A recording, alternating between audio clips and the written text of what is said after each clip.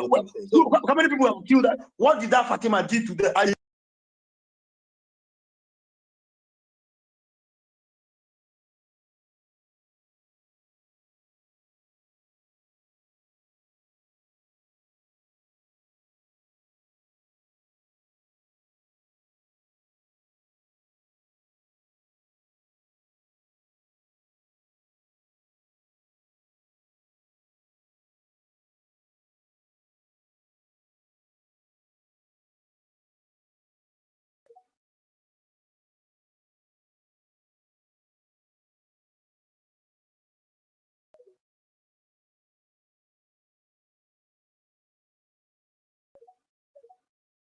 Killing our soldiers. They are killing it. They are killing them because the government themselves have commercialized security. The governments of this country have negotiated security. Please, there are things that are no half measure. I love what you said. You're a doctor. Do you compromise your health practices? Do you negate your health practices? There are things you know you do, and you must follow it to standard. If not, that operation or those procedures will not follow. You know as a doctor.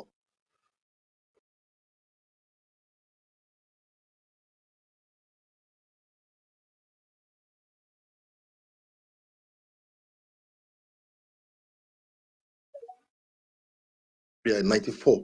That from where, Charlie B? Ah, Jesus Christ. Mazi, I have looked for job as a military man in this country, short service. If you don't know, it is rich with bigotry, nepotism, and stupidity. That is not true. Let me tell you, go and Google his name. My brother Tochukwu Oroke is in the Air Force now. We do not know anybody. How did he get the job? In fact, let me tell you, it has, in fact, for the sake of our people are not applying for those jobs. Wait now. Our people are not applying. Hold on. Our people are not applying. 2 years ago, our people are not applying. 2 years ago. Do you know how old I am? If they you know how old I am? I'm telling you that something happened in 2000. Sorry, 2000. No, today they talk. No, today they talk. What do they worry you? They talk 2 years. No, today they talk. I'm not coming here to do 2 years. What has happened? If they started correcting it now, so thumbs up to them.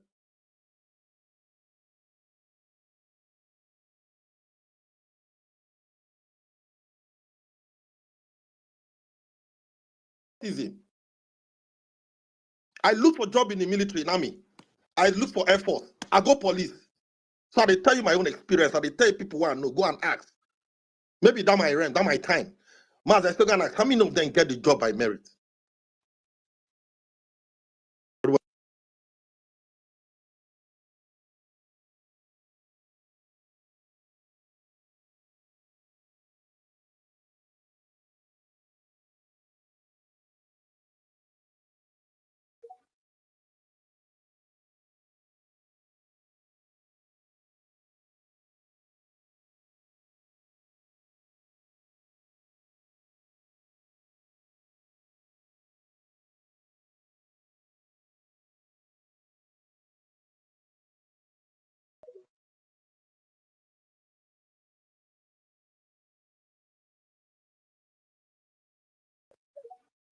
Civil defense, all this and that type have gone.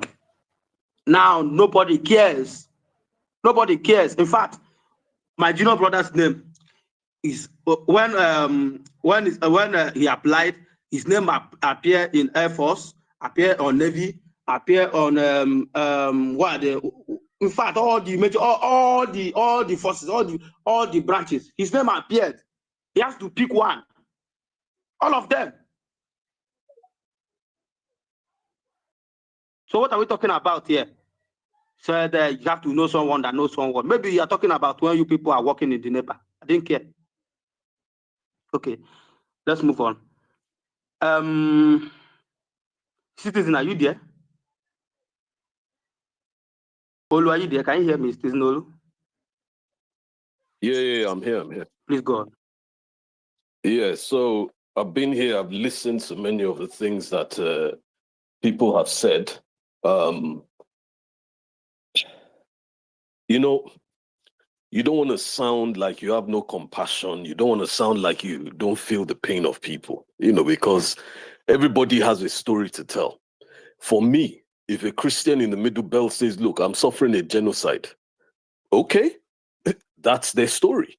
I am not going to tell them your story is 100% wrong, because I can acknowledge that Christians are being killed in the Middle Belt. It's a fact of life, and they are killed like 50. You just hear, 50 people killed, slaughtered, 80 people killed, slaughtered.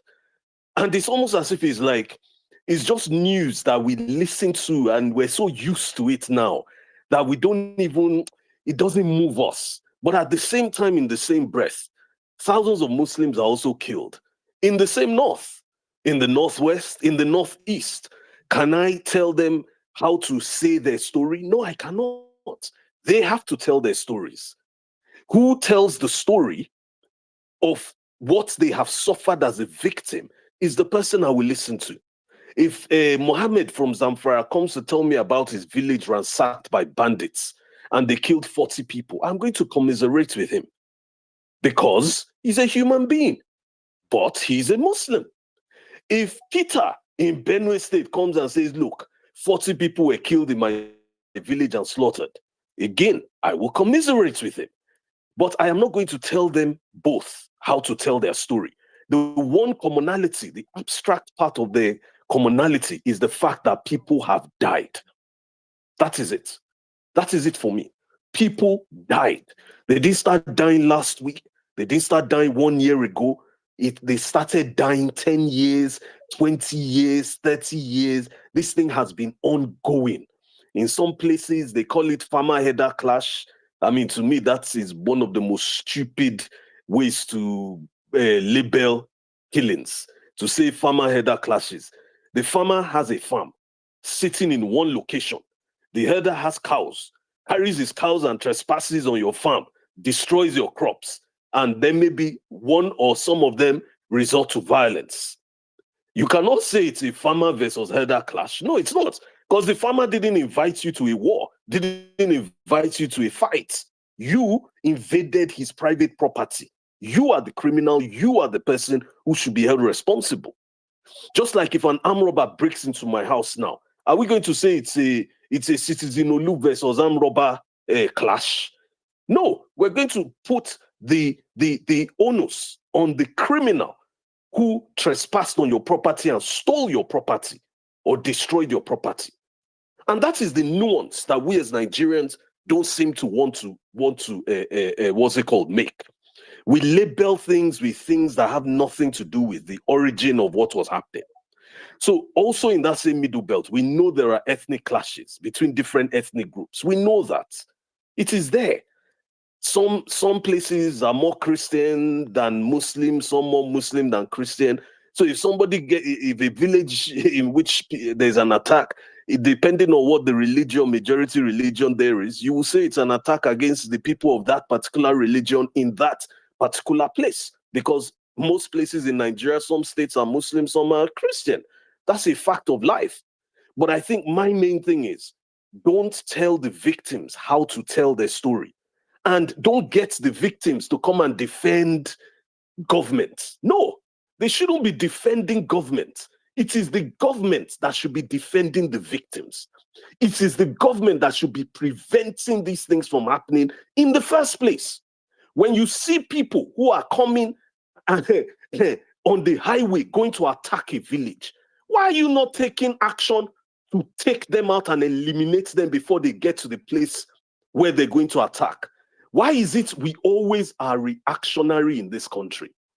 You wait till 40 people are killed in a village, then all of a sudden, the people are calling the nearest police station, nearest army headquarters, and then those ones are like, we don't, we'll get back to you, or maybe they don't even answer at all. Fuel in their van. Or they don't have fuel in their car. I mean, we've all experienced, we've experienced it. I mean, I've been in Nigeria where armed robbers came to our house in Ibadan. We called police, they said they don't have fuel.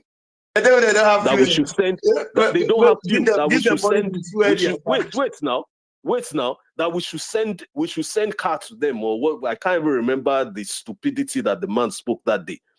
But this is a lived reality of Nigerians. Now, if I come and complain about how the police responded when armed robbers came to my house. Not once, not twice. Are you going to tell me I shouldn't tell my story the way I'm supposed to tell it? That the incompetence of some of our security services, not over a year, over many years, is something we are still suffering today. And it is not something that is not easy to fix. It is easy to fix. Because the leaders we are electing, if you know you cannot do the job, then can you please excuse yourself away and let somebody else go there? Because this thing is getting too much. It's getting too much. Now, I heard somebody earlier when I wanted to respond, when that American guy was talking about Hitler. I don't know why any sane black man will be praising Hitler in this situation. I don't know what Hitler even has to do with this Trump designation of Nigeria as a country of concern. But it's always some Nigerians who are abroad who you support Trump so much and America because you love that country. But if China and the UK say, oh, we are coming to invade America because 40,000 people died from gun violence and criminal gangs last year, which America is complaining of every year, those same Americans will be protesting out in the streets saying, no, no, no, you can't do that. But because it's Nigeria, you feel might is right. So therefore, yes, invite America. No, that is wrong. You cannot use your perspective on your perspective on the place where you live to color your judgment when it comes to Nigeria, because you see Nigeria as, oh, a third world country or a country of, I beg you, no be Nigeria, America will step on them, stamp on them. No, you shouldn't behave that way. Even if we're not as strong as America, there's one thing we have our voices. We have our voices, we have our conscience. But that same voice and that same conscience, we should be using it to tell Nigerian governors to stop supporting terrorists, to stop negotiating with bandits, to stop campaigning for the release of terrorists. That is what we should be doing, because it is unacceptable. How about those religious leaders preaching extremism? I'm going there now. I'm going there. In the north, for example, the Katsina state governor is doing bandit negotiation peace deals. He's not collecting their weapons from them. They are keeping their weapons. They are paying them money, giving them cars and all sorts of rubbish. The same thing in other parts of the north. Now, how is that acceptable to law-abiding citizens in Nigeria? Because you are telling those who obey the law that, no, in this country, don't obey the law. You need to go against the law and be an armed robber or a kidnapper. That is when the government will listen to you. That is the message you are sending. Imagine if all of us decided, you know what, let's all cuckoo be criminals together. Maybe government will come and negotiate with us. Does that make any sense? How is that fair on law-abiding Nigerian citizens who are taxpayers in this country? Then let's move to the southeast as well. How can you have elected governors who are campaigning on national TV and in newspapers for the release of Nnamdi Kanu after all the things he said and did to your region? That is abominable. Just like in Katsina State, it is wrong. It is wrong. And that is where our anger needs to be directed. That these people must feel the pain of the people who have suffered. That somebody is your kinsman doesn't mean you must support his criminality. Even if you're not supporting it, you should not be campaigning for his release. When those terrorists went to Ibadan, they were Yoruba people that went to Secretariat in Ibadan to declare the Democratic Republic of Europe. I don't even know what the hell that means. What happened? The people in that region condemned them straight away. The governor, in fact, go and watch the video yourself and see how government officials were actually targeting them. Go and watch it. People pointed out where these people lived. People pointed, Mazi, 1 second, please, I'll come back. Okay. You are very correct. I think, General, God bless you for that reminder, my dear. Those Muslims, cleric, that every time we saw their videos preaching extremists in their mosques. I think government should need look for a way to stop them. Anybody we saw their videos like this, like that one that come out to threaten a sitting first lady of this country, and later apologize. I think it is time for them to be victims. I'm back. Let me just land the plane. I think it is time for government to do more. DSS, what are they doing to start picking them up one after the other? If they do not stop them, all these extremists that we saw we normally see on the street will not stop from all these people. They will not stop. Go on. So going to what I'm saying that when those terrorists came to that place in the Ibadan Secretariat, they had guns in their hands. They saw the reaction of their fellow Yoruba people. They couldn't even use them. They couldn't achieve. I don't know what they were trying to achieve. But regardless, they were arrested. And the following day, people in the community, once they showed, oh, this is the face of the person, the name, they pointed out this is where the person lives. They went and demolished their houses. That's what happened. No, you did not see any governor in the Southwest that stood up and said, yeah, let's negotiate with them. Let's give them amnesty. That never happened. That never happened. And I don't mention it to say the Yoruba people are superior or more moral or anything. No, I'm simply stating it as an example of how you do not give in to terrorists. You don't. You don't give them 1 inch. They will take a mile. Out of all the repentant Boko Haram stuff they've been doing, peace negotiations for the last 5 to 8 years, has the problem reduced? Has the problem in the Northwest not increased? So what exactly have you gained from this nonsense? I mean, they've even found people connected to traditional rulers supplying arms to these people. It's in the newspapers. They found government officials who have been doing arms running for these people. Go and check yourself. How is that possible? But when we talk about the real causes, the fact that the majority of the killings of Muslims and Christians in terror cases in Nigeria, they come from the north. That's a fact. That's where they come from, most of them. Not all of them, most. Because in the southeast, there's killings of Christians versus Christians by IPOB. But most of the killings in this country come from one particular place where many terrorist groups have been given birth to in that region over the last 10, 20 years, stretching all the way back to Mike Tyson in the 1970s and 80s. Why? The question you should be asking is, why is it some places are fertile ground for this kind of extremism? Why? The same 1 naira that the federal government gave to Oyo State and to Cross River State, is it not the same 1 naira they gave to Sokoto and they gave to Borno State? So why is it the outcome is completely different? Why are they not building schools, reducing poverty, reducing out-of-school children? How can Sokoto be collecting billions every year? And yet this so-called Gumi says, oh, these bandits are complaining about lack of electricity, hospitals and schools. Did Sokoto State not receive billions? What did the governors in Sokoto State use that money for in the last 26 years? What did they use it for? Those are the people who should also carry the shoulder of that blame for how this thing has played out. Because what they failed to do, all of us as Nigerians, we are suffering the consequences today. What they failed to do 20 years ago, 30 years ago, investing in education, building roads, building schools, building clinics, especially in their rural areas. They failed to do it. But they sent their own children abroad to school.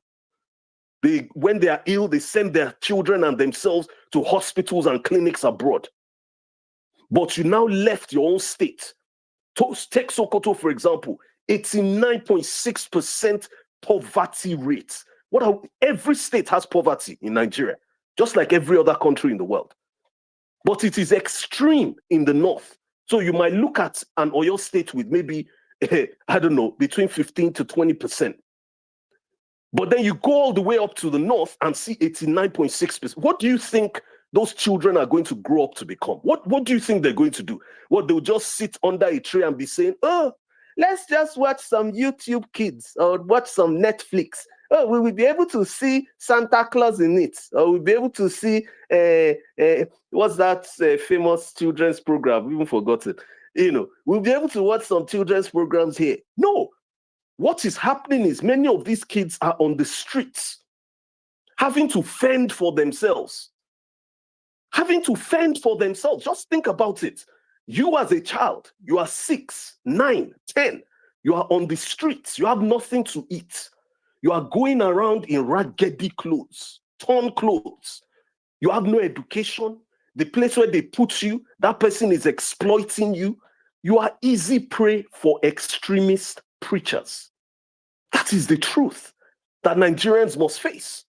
Because those you refuse to educate today are going to become your terrorists in 20, 30 years. If you don't believe me, it's fine.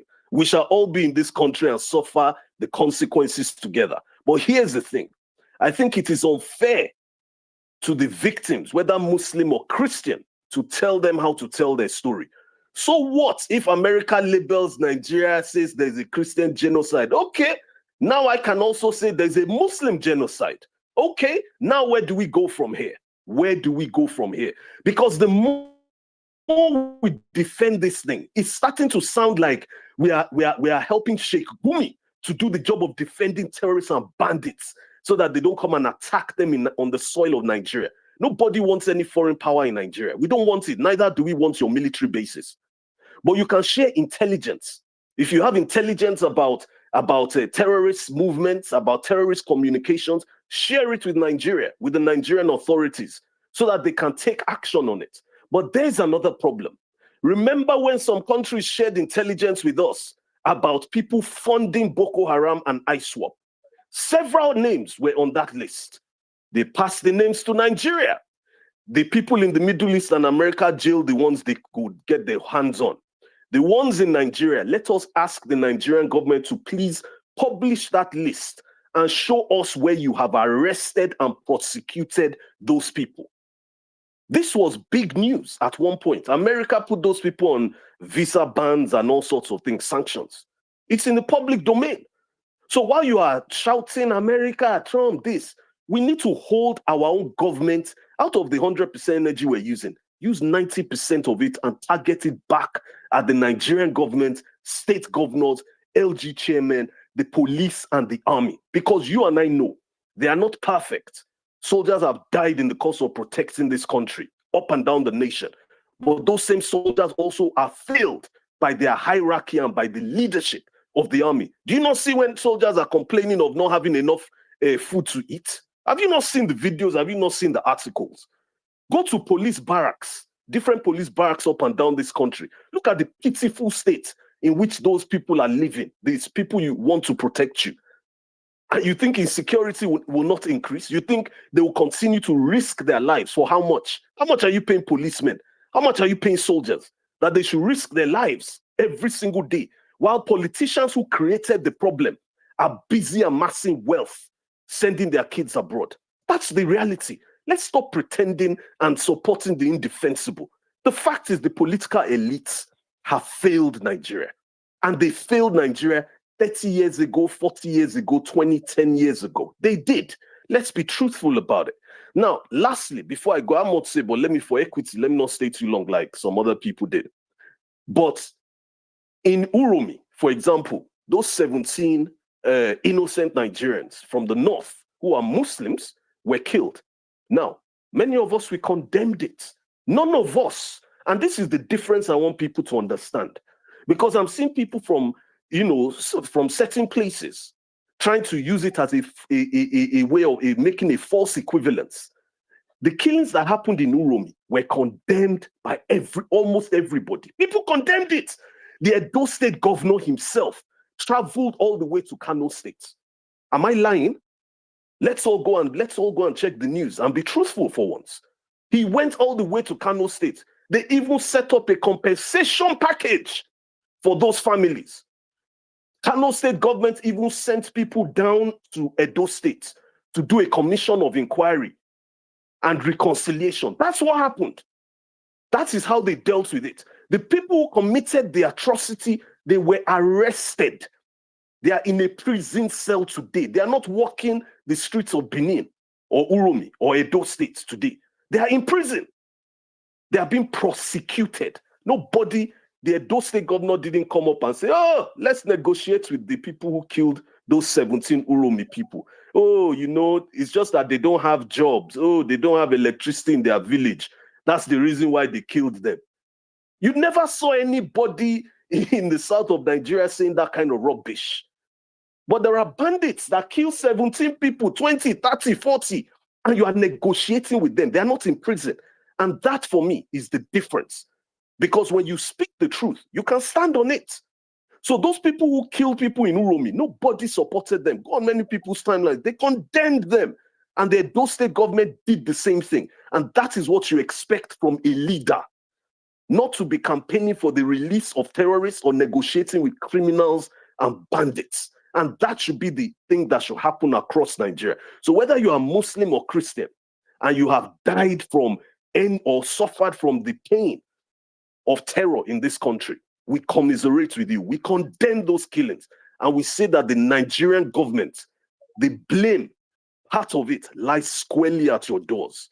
Even if you have to change the leadership of the army 20 times in the next 2 years to achieve what is necessary, pay those soldiers what they deserve, give them the proper equipment they need, give them the authorization to go after those terrorists and bandits and kill them, not be offering peace negotiations, be escorting Shegumi into the forest to go and speak with animals. No, do what is necessary, because if you have no justice, there is no equity. So you cannot give equity or justice to those bandits. No, let me just last sentence. You cannot give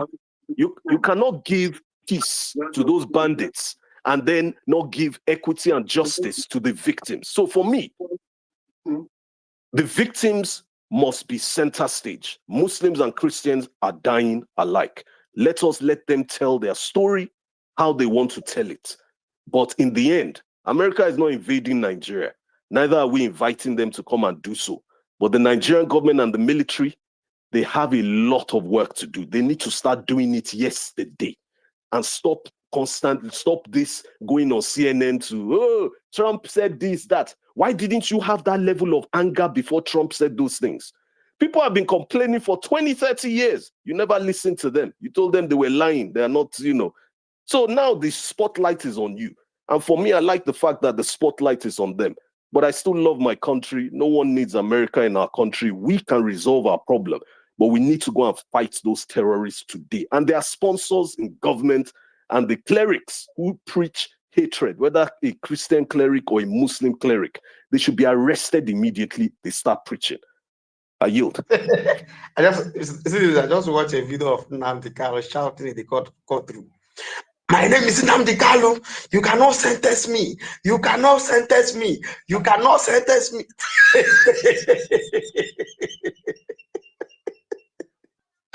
Nigeria have a way of dealing with you.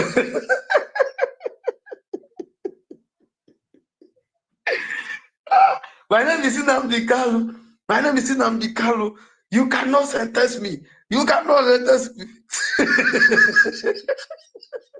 On the 20th of November, the guy go understand, say there is government, and then there is government get power pass you. You go understand now. No worry. Nigeria has a very big way of dealing with you. Go shift your mental health, Salute, let's have you. Yes, good day, everyone. And I want to really appreciate your giving us the opportunity in this space, and a lot of diverse opinion. And I'm very happy that you allow everyone to say what's in their mind.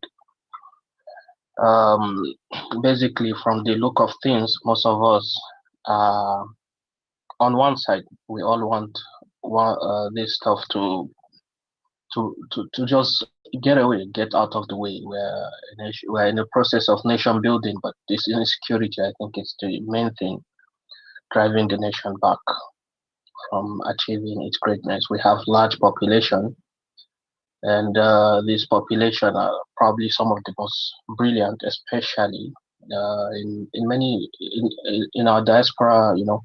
If you look at our diaspora, probably one of the most productive population. So we want that strength to manifest in Nigeria as well. So yeah, to go through, I think, as I've stated, we're all on the same side, but just the approach on how things should be implemented. That's usually where there's those issue. Obviously, the issue of inviting America to come and put here, it's something that I don't feel comfortable. I don't agree with at all. It doesn't, and they don't have the track record of ending terrorism anywhere in the world. And at the end they end up negotiating with so-called terrorists, or probably we can see the example of Syria. Al Qaeda guy is now running things there. So to go through some of the earlier comments some people have noted, I will start with the composition of Nigeria, because I think there's some uh, mischaracterization in a lot of some of our statement. We need to really understand, and the doctor earlier said we need to be able to diagnose, and I like that point of us being able to diagnose. But when we're diagnosing a problem, in a human body, we don't just diagnose the macro problem, we also diagnose the micro problem. And to be able to solve uh, any macro problem, you have to identify the micro and give a solution to them as well.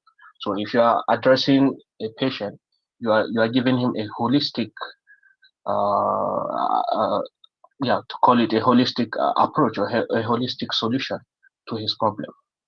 So to diagnose that issue and then make it into just one sentence stuff, I don't think it will be the most effective way we face this thing as a nation of people.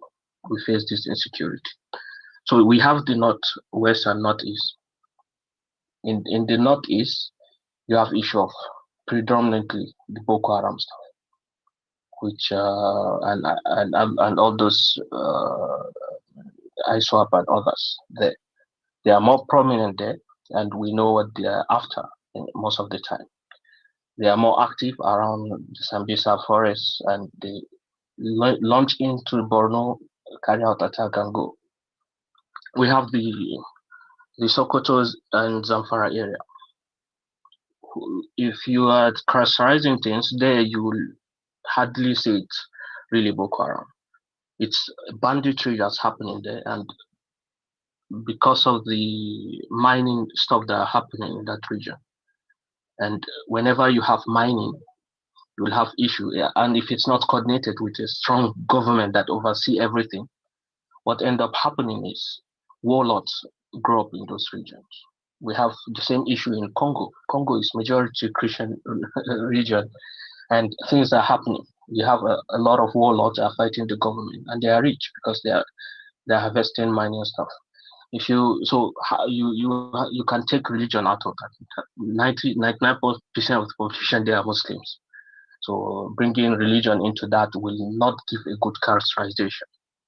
You move into this North Central. The North Central, for our brothers in the South, let me say it to you clearly, it's not a Christian majority region. You have Niger State, predominantly Muslim. You move into the next state, Kogi, predominantly Muslims. You move into Nasarawa, predominantly Muslims. You move into Jigawa, and not Jigawa, this Taraba is Muslim. And you have Plateau and Benue. These are the only Christian majority region in the Middle Belt. And how is the composition of the families of the people living in those regions? I'm from the Middle Belt myself, so I'm talking from first-hand experience. Most families are, you will find uncle is a Christian and the other uncle is a Muslim. This is how the composition are in those regions. And maybe in Plateau and Benue, there is that clear divide of either you are largely Muslim or largely Christian, but the other region, that's how things are. Then you take these families, all of them, or at least most of them, are farmers. And you have another set of people that we know them to be nomadic, and they roam around with their cows, they move around, and clashes do happen between those people and these people that are living in the middle belt, which, if we'll go with statistics, they are majority Muslim. So most of the farmers are Muslim, apart from Plateau and Benue. These are the only two states that have Christian majority in those regions. And I don't know if the characterization of just Christian genocide will be the thing that explains what's happening. My family, let's say we're half. We go to the farm together. I pick my cousins, my children of my. I'm assuming I'm a grandfather. I pick children of my cousins and everyone, nephews, and this, and we went to the farm. Those people came and killed a lot of us. I don't know if that characterization of just Christian genocide is the right word to use there, because as we talked about diagnosis, we have to say everything collectively, not just give a macro definition of things.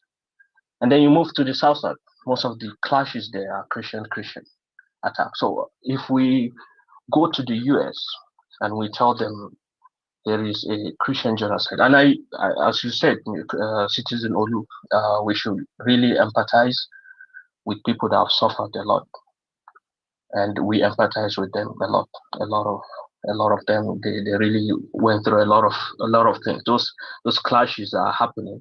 In my definition, it's more to do with habitat than it is to do with religion in the middle belt. In the northeast, it's different. In the northwest, warlords over resources. In the middle belt, it's more to do with habitat. You have a population that moves around with their cows, and they end up eating the farmers' grains and farm produce, and then that causes clashes. Then there's reciprocal attacks also. So we can always add that to the equation, because you mentioned about those people killed in Edo State. Yes, even the Fulani, you can go through some of my. I'm not a Fulani. I'm an indigene of Middle Belt, but I like to be honest, and I like to give everyone a due justice to the situation. So if we say the Fulanis can come out and say, look, also our people have been killed. You find cases of farmers getting the cattle rearers also getting killed. There are women killed also, cows killed, which I don't want to bring into discussion because we're talking of human being, but it does happen. You have farmers losing their entire farmland because Fulani trespass and make things disappear there with their cows. So if we go to America and we tell them it's only Christian genocide, I don't think it gives a good diagnosis to the entire problem. And if we all agree that if there is no good diagnosis to that problem, we won't be able to solve it. So in that case, I suggest we give a holistic picture to America. We can go to them, whichever group went to them. If you go to them, you can tell them, look, America, we're having issues. People are being killed. And in the Middle Belt, it's not only Christian versus Muslim there. Most of the people in the Middle Belt, the indigenous people in the Middle Belt, are Muslims. Even in Abuja, you have the Bagi, the Gwari, the Gedes. Most of them are Muslims. So how do you come and save us all? We are having issue, and this thing, this religious component to it, I don't deny it. There is ethnic component to it, I don't deny it, and there is habitat, which probably takes up maybe 60% of the stuff that's going on. You could have cases of people saying, screaming, Allah Akbar and killing those people. Those cases, I don't dispute it, but to just ignore the other cases, the micro cases, we won't be able to solve this problem we're having. And it's not just a one-sided attack most of the time. There is reciprocal attack, and same with the stuff that happened in Jos. Many places it's reciprocal where they had to even exchange population. Same with Southern Kaduna, and people, myself, that have lived through almost years of going from Bauchi to where I schooled before to my hometown. We were always skeptical of those roads, passing through passing through Jos, and things could go very south in those regions. And who does those killing? Most of the time, you'll find the Biron people. They can easily stop you and check who is Muslim, who is Christian, and kill people there. If you are Muslim, you are dead in those regions. So we have to give the holistic picture. Otherwise, we won't be able to really diagnose and bring out a solid solution to our issue. And to go down that path, which is why I defined genocide. I went through get the definition well so that I don't say things that are not right. In the definition of genocide, we have what we can call from, let's say, we have violence, we have killings, we have massacres, we have genocide. The worst of the worst situation in the whole world, or you can add war, but war also comes before genocide in type of atrocity. If you are defining atrocity, war comes before genocide. And the definition of genocide is first, there has to be a component of killing a group member of a particular group. That one can mark, but it's not only one definition. There's 5 characteristics laid out by the UN Convention, and those things have to be matched. And in any case of genocide, those things have to be, all those 5 checklists have to be marked before it's regarded as genocide. And the second one is causing huge bodily or mental harm to those people. You can check it in those. You can say this is checked in those. And that's true. Deliberately inflicting on the group the condition to bring about physical destruction in whole or part. Probably that's true. You can say this is something that's, if you define the header Fulani versus farmers clashes in those regions, probably you can make those distance, and it can go both ways.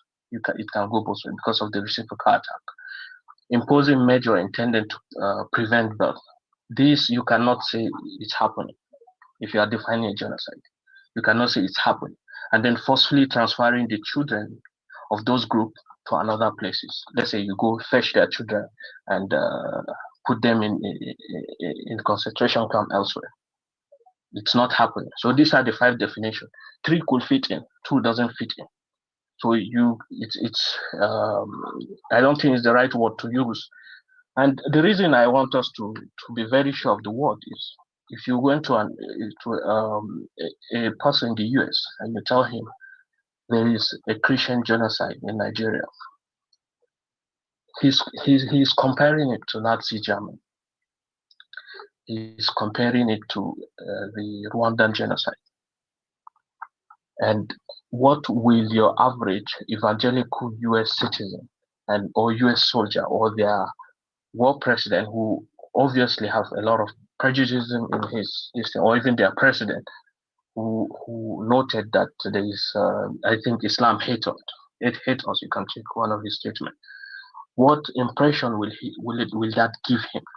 And when his forces arrived here, or even if it's a drone, when they arrive here without the approval or cooperation with Nigerian military forces, what will happen if they start bombing people? These are people that have, at least in every invasion of theirs, 10 to 20% casualty rate of a whole country. When they enter Iraq, 5% of the population was wiped out.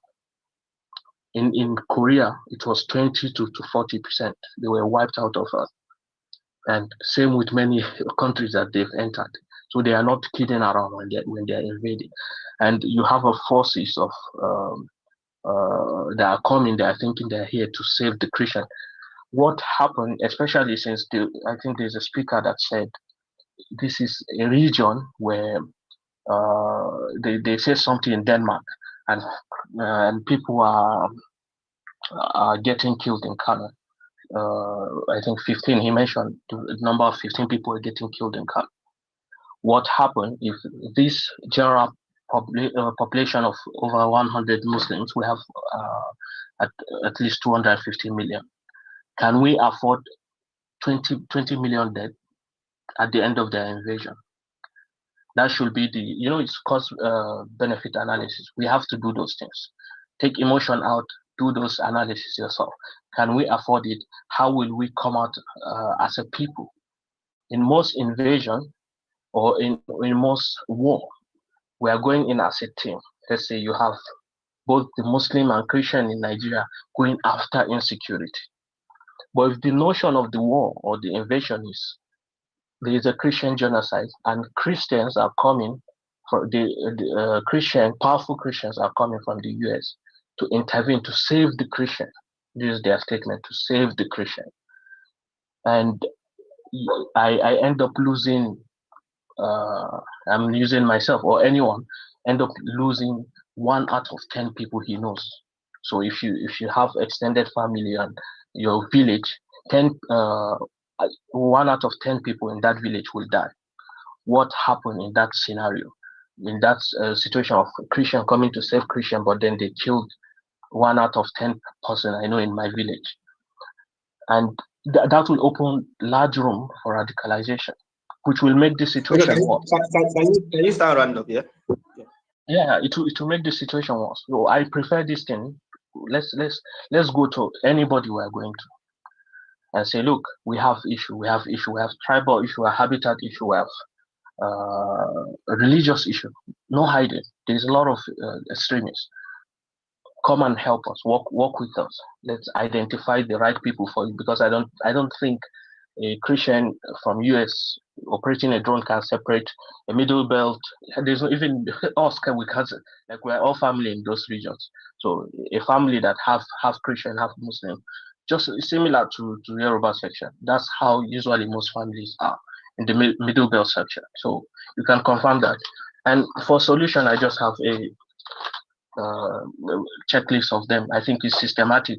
Have all people have gathered data of each habitat of people, and if you have those collective data here where I reside, here where I study here in China, you don't go to the next city without the government knowing. They know where you go.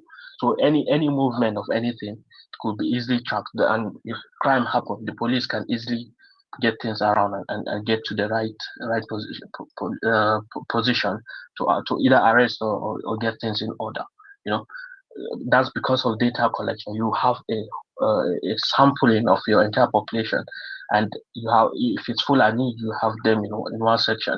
If one Fulani moves to the next state, you'll be able to track him. If he's carrying weapon, you'll be able to track where did you go.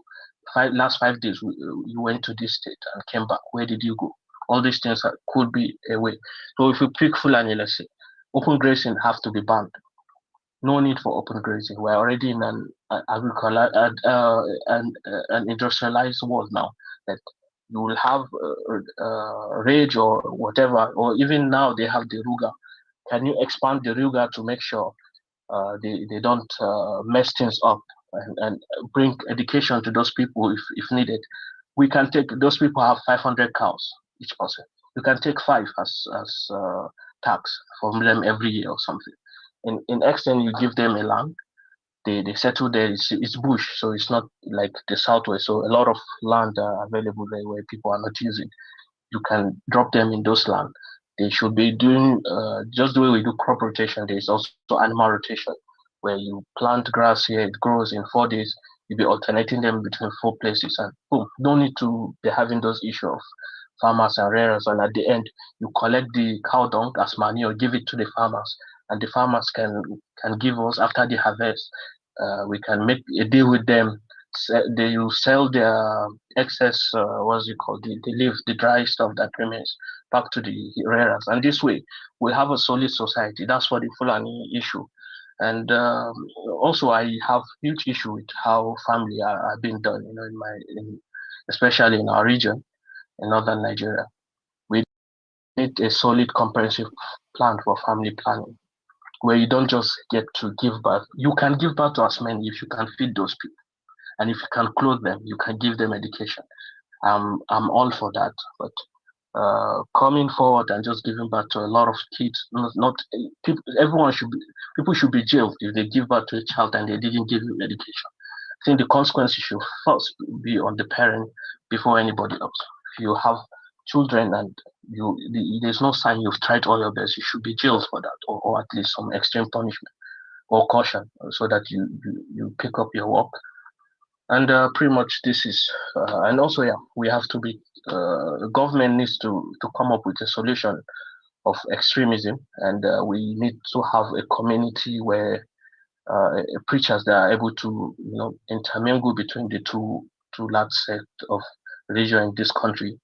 Let's have at least a dialogue, a place where these two people can go on dialogue so that we can see the humanity in each other.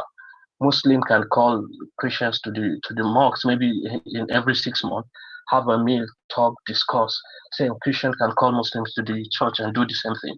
And this way we build a solid community. Let's not pick each other as the main rival of fighting. So these are my solution. Yeah. Thank you so much. I yield. Thank you. Olayemi, can you hear me? Yeah, I can hear you. Thank you, Mazi.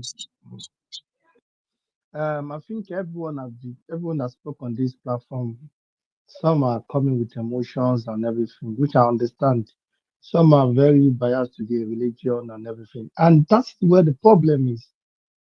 The religious bias is always was like some Christian will come and make it so look like this. Some Muslim will kind of like, going through even to Twitter, you see a very educated Muslim Northerner. Some people are saying, yeah, what Gumi said is there. They should negotiate with them. And some people, some Northerners are telling the guy like, are you listening to what you're saying? They are killing people, and it's the guy still is yeah. They don't have to go name their terrorists or go after them. They should negotiate. That kind of thing. And look at them. If you see what I'm just angry, and I'm just looking at like are we not? I came up from a Muslim. Are we not Muslim? Are we not seeing are your own Islamic or Muslim different from mine? Do you read different Quran than the rest of us? Sometimes some people, when we are telling them on this thing, they will tell, oh, you Southwesterner are not Muslim. The way you practice your Muslim, wow. The way you practice, the way our Muslim, the way they practice are Muslim in Saudi, because you can't push any hate. Go on, I watched a video of the crown prince of Saudi. He said we don't let them grow because we don't have a time. We have a younger generation that they will bite your dialogue. We don't let them go. When you push that hate, I will know you just see they take you out. They will not take you out and say they're leaving you and go and negotiate with you. Those ones are just pushing. They are not even killing. They are just pushing, like those extreme pushing. Just say you are out. You might not see your life again.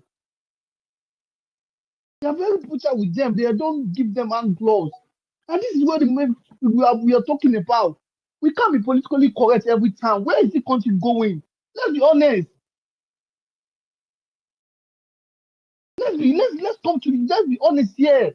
One side of the country, like we're not killing ourselves. It's not most of the people that are saying that saying Allah Akbar before they kill people. They are not really Muslim. They are using the religion to kill to perpetrate their hate or their terrorist acts. I understand that. But we need to talk about the northern part of the country, northwest, northeast, and the people that are terrorizing the people in the north central as well. Let's be honest now. Let's see our things. The guy was calling a Quran. I don't look at me like I don't want to go deal with him.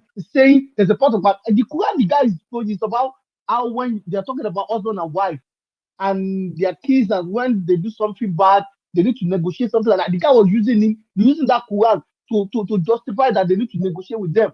There are people are telling me in the chair, like, are you listening to what you posted? You guys come and do and we've never seen Quran in our life. We don't even know we've not been to Arabic school in our life. Maybe because my name is Olayemi Johnson, just think everybody's a Christian. And that's what the problem is. You can't put your faith, you can't, even Quran said that you can't push your own faith, your own belief on order. This is not what will happen in your home, in your family. That's different. This is what we are talking about in Nigeria. Some people don't believe in your own religion, and which is fine. And you have to let them know that they can't treat that particular thing based on your own belief. They need to treat it as a Nigerian constitution. Like, no, you are a terrorist, you'll be killed. And you will see sympathizers, and that's what the problem is. I said it some days ago. It's not even about the ideology. If you want to stop this, there are people that are still supporting them. They're telling you can't kill them. Do you know how sad that is? They're telling people you can't kill them, you can't go after them. So you are believing that we're going to win this terrorists? I don't believe so. Because when you go after them, they will tell that they are coming. They are the people that will tell that they are coming. Go and hide there. When they are gone, when even though it's 1 year they want to go, come out again and start doing what you want to do. Because if you're not seeking yet, you're telling them, they are even telling you, these people will come out, they've negotiated with them, they go back, they went back to their way and kill people again. And the guy still telling them, we still need to talk to them. Some people are saying, you can't tell to kill people that are looking for survival. When I read this in my head, I can't even assimilate. I can't fathom the whole ideology. And we are not talking about that. Because we don't want to offend people, we want to be politically correct. And that's where the problem is. There's a lot. Government should not be working. I should be jailed. I don't care. For even sympathizing with them at this stage of this life, he even said, oh, they already said they're going to negotiate. Why are they calling them terrorists? Why are they I don't get it. I'm trying to understand. Let's go. Let's deal on this thing. Let's deal on this. It's too much. We can't go on this how many years? We'll be fighting terrorists. The money that we spend on arms and dealing with these terrorists, you know what the money is going to do to Nigeria? So even the northern region, the money we can build a lot of schools, can eradicate this poverty and put people back to class. All these kids roaming around. But no, it's more like you want to help people that they believe like you want to help people that said we don't need them. I'm telling you, this is your look. It might be affecting all of us as a Nigerian, but I'll be honest with you, they are not feeling it. If you can see sympathize with it, go and check educated people on Twitter and go there, go and check different threads. I see some people are still saying no. But majority are still saying yes, Gumi, Tinikon, if you understand Gumi. I'm looking at different here and I'm just thinking, God, what is going on? We need to understand we need to sit down one day and negotiate this country. We need to, we always don't want to go there because we want to offend people. We need to. If this is what we want to do, we want to keep on doing it, protecting bandits or doing this. It's good. We can't keep doing it. We can't. Do you know how much billions of dollars, not million, billions of dollars we spent on dealing with these people since how many years ago? That money will go a long way. The moment we have a little bit, they will go again. You know, people are saying foreign influence. No foreign influence can come to Southwest and say, when these people are coming and saying, this thing, they go to that one, the young lady that lives in abroad, they went to her house. She remember like the money is your house. They're all big buildings. That one, I don't even know her name. She lives in abroad, sponsoring this Yoruba nation thing. They arrested them. Come, bring your billions and say, provide Southwest. Bring your billions, then people will listen to you. It's not even about ideology. They see that you have that ideology. So people are saying, oh, this and that. No. I get the point that we need to find the rules about sponsoring and that. But it's the ideology. I'm telling you. And you're not even doing things or doing petty thieves or, you are killing people just like that. You go to a village, keep 200 people, just killing up and down.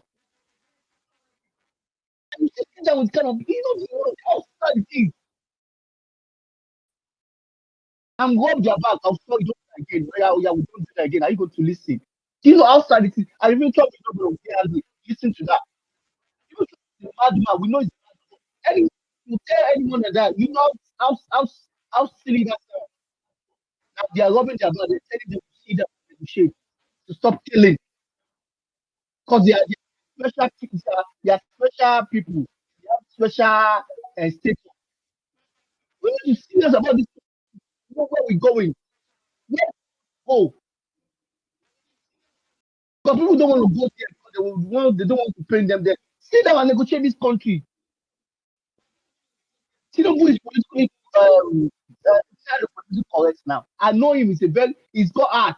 He can do it. He wants to do it. He can do it. He will not look about anything. He will tell DSS that boy talk about 57 jail him for just put it there. Anything he wants to say, ask him anything he knows about him. And start dealing with it goodness. You will see them coming out. He wants to kill our people. He wants to kill our people. How are we going to do that?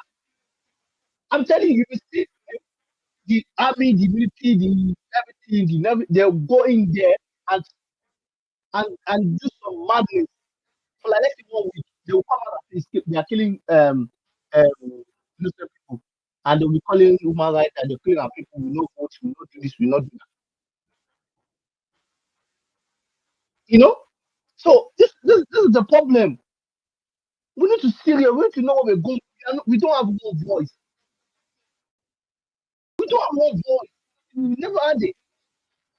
It's always this one against me, the other one against me. No,